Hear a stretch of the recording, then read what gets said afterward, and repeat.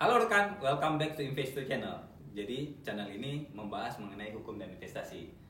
Nah, pada video kali ini saya Maulana dan rekan saya Nicholas ingin membahas sesuatu yang paling sederhana atau sesuatu yang paling fundamental yang harus dimiliki oleh kantor pengacara baru. Nah, karena ini penting dalam menghadapi sustainability ya, keberlangsungan sebuah kantor pengacara itu. Jadi ilmu-ilmu dasarnya yang kayak gini tuh. Apa nih bro? Ya mungkin kita sharing mengenai manajemen ekspektasi klien lah, atau maintain klien lah. Nah, jadi di video kali ini kita bagi dua, itu calon klien dengan klien. Jadi ada calon klien yang kita lakukan upaya pendekatan dan segala macam sehingga dia sign surat kuasa dan kontrak. Ada yang setelah itu. Jadi ilmu-ilmu yang maintain ini kan penting kita bagi biar nanti ntar teman-teman yang di luar sana juga ngerti kayak gimana ngadapin klien gitu. Karena pada dasarnya kan klien itu adalah raja. Nah itu kan ilmu dasarnya kan. Klien itu ada raja, jadi kita harus benar-benar maintain agar repeat order itu terjadi, kemudian orang puas dengan pelayanan kita. Karena pelayanan kantor pengacara kan jasa ya. Jadi kalau salah kita ngomong kan bisa ambiar semua kan. Salah penanganan kita dalam kita menghadapi klien itu kan jadi isu ya. Kalau lu lihat sendiri bro, maksudnya ini calon klien lah. Lu lihat sendiri calon klien tuh kayak gimana? Prospek, lu prospekin. Ini kan ilmunya bukan ilmu hukum nih. Ini ilmunya kan ilmu sales. Nah, ilmu sales. Kita ngejual misalkan jasa. Di saat sekian banyak orang juga menjual hal yang sama gitu. Kalau gua biasanya ya, ini memang berbeda-beda sih ya. Setiap siapa yang mau gua temuin itu berbeda-beda persiapannya. Tapi yang paling sering gua lakukan adalah gua lihat dulu background check sedikit aja, misalkan dia suka bola atau apa kayak gitu. Jadi supaya pertemuan ini bisa dibilang nggak kaku. Oh gitu. Intinya sih gitu ya. Jadi background check sedikit ini itu yang paling sering gue lakukan. Nah, di satu sisi juga kita ini jangan terlalu bodoh juga terhadap perkaranya gitu. Walaupun gue belum pernah misalkan ya, gue gak akan memperlihatkan kalau gue ini belum pernah menangani ini misalkan, menangani itu misalkan. Tapi gue berusaha sebaik mungkin gue pelajarin dan gue tanya dengan yang lebih berpengalaman. Seperti apa? Jadi ada riset awal. Jadi ada riset awal. Jadi ada riset awal. Bukan membohongi klien sebenarnya, calon klien ya. Bukan membohongi calon klien, tapi gue paling menghindari membohongi kalau saya udah 100 kali berperkara ini. Enggak begitu, tapi gue lebih memperlihatkan kalau gue juga paham dan mengerti prosesnya. Walaupun memang belum pernah, tapi gue nggak akan bilang gue belum pernah. Begitu sih paling intinya. Nah, di satu sisi dengan background check gue akan seringin dengan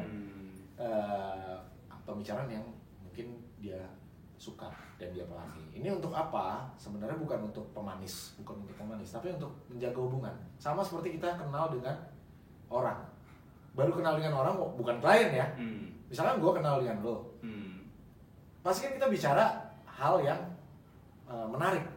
Contohnya apa yang kita suka, ya kan seperti itu, gitulah. Nah kalau klien itu kan paling enggak kan kita biasanya ya, kita ini kan ngerjainnya di dua level ya. Kalau levelnya personal, jadi orang perorangan yang lu sampein tadi kan.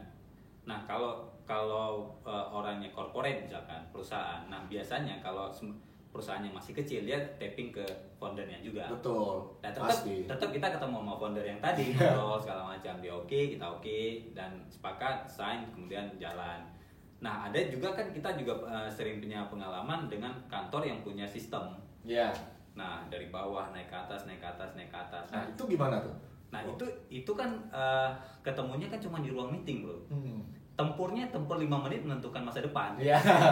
Nah itu kan, karena pasti pertanyaannya kan dia hadir tuh, ada direkturnya, ada orangnya. Pertanyaan detail dan dia di situ langsung menilai lu bisa ngerjain atau enggak. Iya.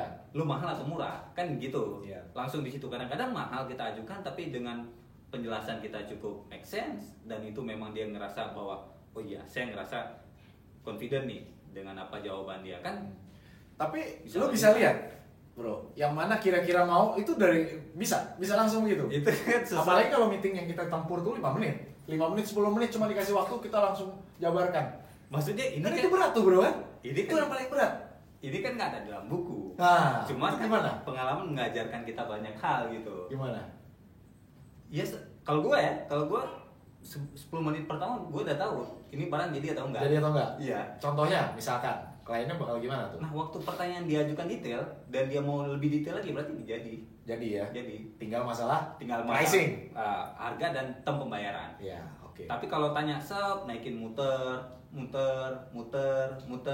apalagi minta 1-2 hari, ya, 1-5 hari, ya. 100 hari, kita kabarin lagi. Padahal dia misalkan, ya dia bisa saja dia ada di dalam akta atau dia di luar akta. Tapi kita tahu dia ini pengambil keputusan nih. Tapi dia masih ngomong kayak gitu nanti ini itu enggak ya, itu enggak. Okay. Itu pulangnya nggak usah ngarep gitu. Kalau ada email ya syukur dibalas, nggak perlu di follow up lagi. Kita tunggu aja. Dan memang kita juga sebagai bisnis profesionalisme ini kan bukan nggak elok lah kalau kita ini push yang terlalu push itu kan nggak elok. Nah ini pembelajaran juga ya. Bukannya nggak ngerasain apaan sih kantor ini? Iya. Kita bukannya lebih tahu dari rekan-rekan atau gimana semua, tapi itu kan nggak elok ketika kita melihat dengan push ibu harus atau bapak harus ini nggak bisa seperti ini. Nah kita kan juga profesionalisme kita juga melihat dari sudut pandang bahwa kantor hukum kita nih bagus, bukan gengsi ya, tapi baik gitu, etikanya itu kan juga dilihat gitu bro. Nah sekarang kalau tadi kan calon ya, lo bisa lihat. Nah gimana kalau maintain ini buat juga kita sharing. Kalau sudah jadi klien. Nah gue nyambungin yang tadi dulu ya jalan klien ya. Kalau gue setiap orang ketemu walaupun nggak jadi gue seneng. Karena apa? Karena minimal dia ingat siapa kita. Ingat ya. Oh iya betul. Karena di banyak kejadian, once misalkan dia udah minta ngerjain sama yang lain atau karena pricing tadi atau karena apapun, tiba-tiba dia ingat kita, nextnya dia pakai. Next lagi ya. Dihubungin. Jadi menjaga hubungan tadi ya. Menjaga hubungan itu penting. Kan? Walaupun kita udah nggak ditunjuk nggak apa-apa gitu. Jadi minimal dia udah ada di top of mind dia bahwa ada kantor Nicola, Maulana dan teman-temannya itu bisa ngerjain yang kayak gini. Itu penting. Nah, maintain ini yang jauh lebih penting. Jauh lebih penting ya. Karena apa? Karena maintain ini bicara soal reputasi kita kan, bicara kayak gimana kita deliver pekerjaan. Jadi ekspektasi di awal itu kan harus diturunkan. Jadi harus dibuat di atas kertas, harus diflurkan, dibicarakan bahwa kalau kita jalannya kayak gini, setnya kayak gini. Jangan nanti tiba-tiba kan saya sudah bayar kalian, kenapa kayak gini? Kenapa? Karena itu nggak didiskusikan gitu. Jadi ekspektasi berarti yang penting ya. Harus ekspektasi itu diluruskan gitu. Jadi kita dengan dia sebelum bekerja itu tahu bahwa ya dia memang membayar fee kita, tapi bukan membayar semuanya gitu. Jadi mereka nggak beli kita gitu. Dia membayar atas hasil kerja kita yang mungkin kita delivernya ini. Nanti kan ada pertanyaan, di sana kok bisa gini. Nah, itu kan di luar ekspektasi yang nggak didiskusikan dari sejak awal, itu jadi masalah. Ntar ngomong kemana-mana itu kan jadi persoalan gitu. Jadi di awal ngomongin aja, pastikan saya bisa kerjain ini dengan waktu sekian dan ini kayak gini, kemungkinannya kayak gini, saya akan best effort segini, tapi saya nggak janji, tapi kelihatannya akan seperti ini. Jadi diomongin sejak awal, begitu keluar ya sesuatu jauh dari apa yang kita udah sampaikan. Sesuatu yang ya disampaikan. Jadi itu deliver nanti pekerjaan itu yang nantinya akan maintain klien ini kan. Kalau lihat, bagus kerjanya, kerjanya sesuai ekspektasi gitu ya. Kalau orang perorangan maintainnya itu berarti kita harus sebanyak mungkin untuk menyampaikan. Jadi misalkan kalau orang perorangan telepon, update, kirim laporan, ngobrol bareng, ya itu harus juga ya? Harus di maintain. Main golf bareng gitu mungkin ya. Kalau kliennya corporate, ya artinya kita kasih laporan perkembangannya detail kalau memang ada permintaan. Kalau sekarang kan Zoom meeting ya, ceritakan kayak gimana kendala, karena kan kita butuh apa? Butuh nanti untuk saksi, ahli, butuh dokumen yang harus kita perjuangkan. Itu kan nggak ada di kita, semuanya ada di sana. Nah kalau itu sistemnya corporate dan itu punya berjenjang, tanya sama ini, wah artinya kita kan harus maintain banyak orang gitu. Ntar minta sama ini, kita nggak kenal lagi lama, kita harus up ke direktur kan. Nggak enak jadinya, jadi kita harus maintain di banyak level. Ini juga jadi kendala ya di beberapa, ada teman-teman juga yang baru buka kantor. Jadi kendalanya memang di laporan. laporan perkembangan, segala laporan itu penting sebenarnya. Walaupun hal kecil ya. Kan kita pulang sidang bikin laporan, kan gitu kan.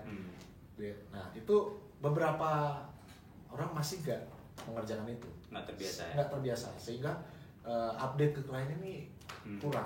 Komunikasi ini yang tadi lu bilang jadi maintain. Jadi dengan laporan-laporan aja sekecil apapun itu kan bisa didiskusikan. Itu yang menurut gua komunikasi dengan klien itu jadi baik. Ya, gitu. artinya pengacara kan bukan dewa yang bisa Iya. membalikan semua hal. Iya, itu. Jadi kan ada barriernya tetap, ada hambatannya. Ya itu di komunikasi itu, komunikasi yang baik. Verbal, ya kita maunya komunikasi itu dua arah ya. Maksudnya verbal ada, yang written tertulis juga ada, karena itu penting untuk dokumentasi. Gitu. Nah, begitulah kira-kira tips dari kita. Semoga bermanfaat nih. Semoga bermanfaat bagi teman-teman. Jangan pernah putus asa. Siap. Terus semangat. Pastikan bahwa klien itu adalah raja. Treat klien itu sebaik mungkin. Karena Anda harus pastikan bahwa kalau Anda treat klien Anda salah, maka selesai. Dan itu rugi ya? Udah rugi. Dan kalau satu orang rugi, itu bagi kantor pengacara itu bukan satu orang, itu berpotensi untuk 10 orang. Karena dia punya keluarga, punya circle segala macam. Nah, makanya komunikasi itu penting. Usahakan semua hal dibicarakan. Jangan nanti ekspektasi Anda dengan klien nggak ketemu. Klien harap A, Anda cuma bisa deliver D, akhirnya rusak. Jadi bangun sama-sama, pastikan itu termaintain. Kalau ada kendala di bawah itu atau nggak mencapai, didiskusikan. Orang juga paham kok. Kendala-kendala, kadang-kadang kendala kan bukan dari kita, Bu. Iya. Kendala memang ada di internalnya sendiri, yang kita nggak bisa terabas misalkan. Ya itu mau gimana? Iya. Yang nggak bisa diapa-apain juga. Begitulah dari kami, semoga bermanfaat. Gitu aja, Bu ya. Kita tutup dulu ya. Oke. Salam Salam Investo. Investo.